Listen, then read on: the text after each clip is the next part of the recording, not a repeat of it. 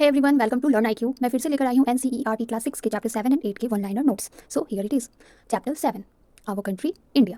तो इंडिया जो है वो भौगोलिक प्रसार के अनुसार काफ़ी बड़ा देश है। अगर नॉर्थ में देखें तो नॉर्थ में ये हिमालय से घिरा हुआ है, वेस्ट में अरेबियन सी है, इसमें बे ऑफ बंगाल है और साउथ में इंडियन ओशियन है। इंडिया का टोटल क्षेत्रफल है 3.28 मिलियन स्क्वायर किलोमीटर। अगर हम नॉर्थ साउथ में देखें तो ये कश्मीर टू कन्याकुमारी है, जिसकी जो क्षेत्रफल एरिया है वो 3200 किलोमीटर है एंड ईस्ट से वेस्ट तक ये एक्सटेंड किया हुआ है अरुणाचल प्रदेश टू कच्छ, जो कि 2900 किलोमीटर है। चाइना के बाद ये वर्ल्ड का सबसे सेकंड मोस्ट पॉपुलेटेड कंट्री है।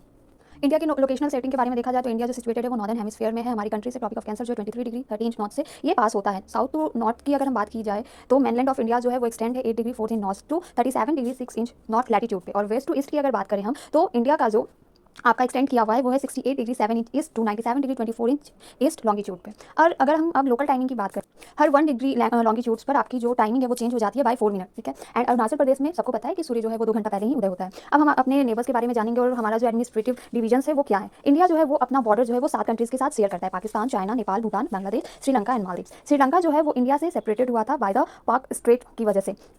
इंडिया जो काफ़ी वेस्ट कंट्री है, सबको पता है, तो इसका जो एडमिनिस्ट्रेटिव पर्पस होगा वो भी काफ़ी बड़ा होगा। तो हमारी कंट्री को 28 स्टेट्स एंड 7 यूनियन टेरिटरीज में डिवाइड किया गया है एंड सब जानते हैं न्यू दिल्ली जो है वो हमारी राजधानी है। अब हम देखते हैं कि जो सबसे लार्जेस्ट स्टेट कौन सा है, तो Rajasthan is the largest state and Goa is the smallest one.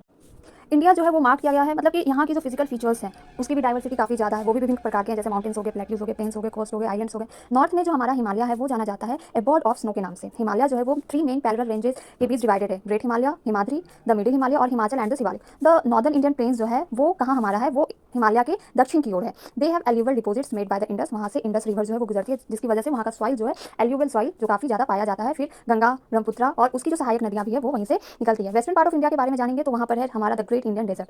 अगर हम नॉर्दर्न प्लेन्स के साउथ में देखें तो वहाँ पर हम पे पाए जाते हैं पेनिसुलर प्लेट्यू जो पठार कहे जाते हैं। यहाँ पर अरावलीज है, विंध्यास है, सतपुराज है, नर्मदा, तापी, वेस्टर्न घाट्स और ईस्टर्न घाट्स के बारे में हमें नॉर्दर्न प्लेन्स के बारे में अगर पढ़ेंगे तो वहीं पे ये लाई करते हैं। अगर हम वेस्टर्न घाट के वेस्ट में देखें और ईस्टर्न घाट के ईस्ट में देखें तो यहाँ पर आपको कोस्टल प्लेन्स मिलेंगे।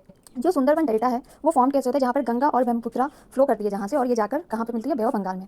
2 ग्रुप ऑफ आइलैंड्स है इंडिया के, एक है लक्षद्वीप आइलैंड्स एंड दूसरा जो है लक्षद्वीप आइलैंड जो है वो हमारा अरेबियन सी में and Andaman and Nicobar island जो है वो हमारा बे ऑफ बंगाल में। तो आप एक बार इसका स्क्रीनशॉट ले लीजिए और एक बार आप इसको रीड आउट कर लीजिए ताकि आपको और अच्छे से ये समझ में आएगी। आवर कंट्री इंडिया में आपके मेन पॉइंट सही है, ठीक है, और क्वेश्चंस भी ज़्यादा यहीं से पूछते हैं, एरियाज क्या है एंड आपके जो पॉइंट्स होते हैं क्या ये कथन सही है। सो ये आपको बीपीएससी एग्जाम जो पीएससी होते हैं या बीपीएससी टीचर्स होते हैं सारे में काफ़ी इंपॉर्टेंट माने जाते हैं, ठीक है। सो अब हम नेक्स्ट चैप्टर की ओर बढ़ते हैं जो कि है हमारा चैप्टर 8 ज्योग्राफी का।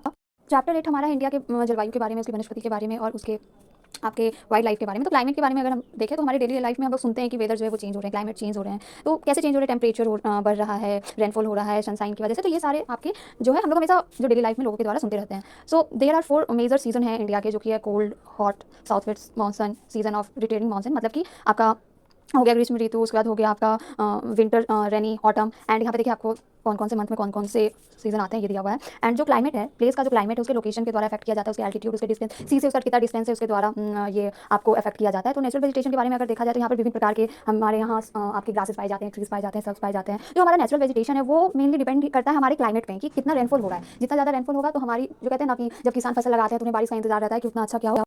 तो एक बार आप रीड आउट कर लीजिएगा, यहाँ पर डिफरेंट ट्रॉपिकल रेन फॉरेस्ट के बारे में दिया हुआ है, ट्रॉपिकल डिसीजेस फॉरेस्ट के बारे में दिया हुआ है कि किस एरिया में कितने सेंटीमीटर एनुअल रेनफॉल होते हैं। सो अब हमारा नेक्स्ट टॉपिक है कि फॉरेस्ट क्यों जरूरी है।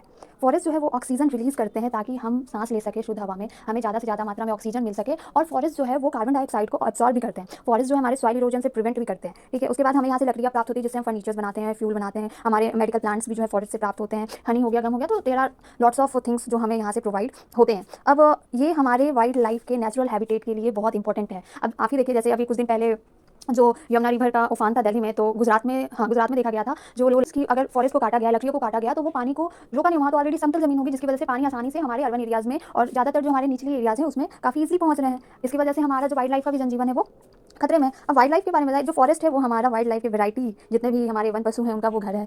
एनिमल्स के 1000 ऑफ स्पेसीज पाए जाते हैं, रेप्टाइल्स के, विभिन्न प्रकार के reptiles, amphibians, mammals, birds, insects, worms, ये सारे हमें फॉरेस्ट में मिल जाते हैं। टाइगर जो है वो हमारी कंट्री के विभिन्न भागों में पाया जाता है, ये हमारा नेशनल एनिमल भी है। गुजरात का गिर फॉरेस्ट जो यहाँ पे लायन, एलिफेंट्स, कैमल सब पाए जाते हैं। सो बर्ड लाइफ में भी हमारा इंडिया काफ़ी रिच है, काफ़ी ज़्यादा ही अमीर है, धनी है। एंड पिकॉक जो हमारा नेशनल बर्ड है।